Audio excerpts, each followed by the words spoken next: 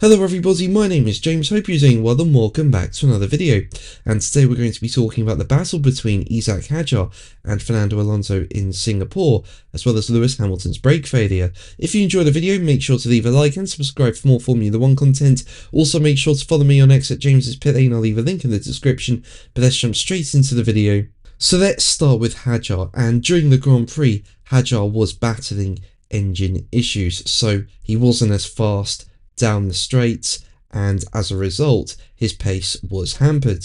Now, as Hadjar was dealing with his engine, he held up Fernando Alonso for nearly a full lap of the Marina Bay, with the two battling around the second half of the lap before Alonso powered past, exiting turn 3 on lap 37, and then Alonso sarcastically said over the radio that there should be a trophy for hero of the race. Now, Alonso went on to finish the race in 7th place, while Hadjar finished in 11th, 1 place off the points. And after the race, Hadjar said that there was nothing he could do for Alonso if he did not enjoy the fight, with Hadjar saying, as quoted by Racing News 365, "I didn't push him off the track and I kept it clean.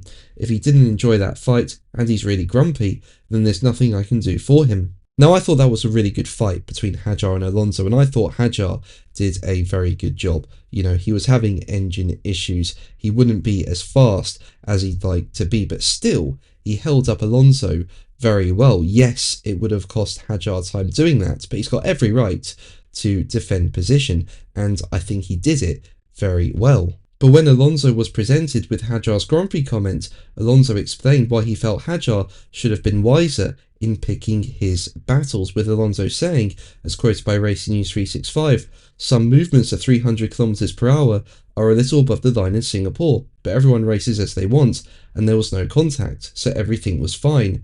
They have a very fast car, but they don't have many points, so it's more their problem."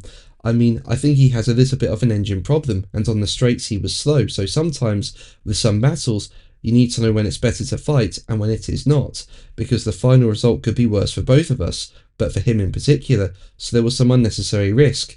But I understand this is Singapore and you need to fight hard, and he did his best, but we lost some time for sure. But let's move on to Lewis Hamilton, and as we know, he had brake issues towards the end of the Singapore Grand Prix. Basically, he had a free pit stop and went on to soft tyres and was very fast on those soft tyres in the last few laps of the Grand Prix. You know, he got past his teammate Charles Leclerc and went on to challenge the Mercedes of Kimi Antonelli. But just as Hamilton caught up to Antonelli, Hamilton's front left brake failed, with sparks flowing as Hamilton eased off and allowed Leclerc back through. And for the final couple of laps, Hamilton took it very, very slowly in order to get to the checkered flag. He had a big gap over Fernando Alonso.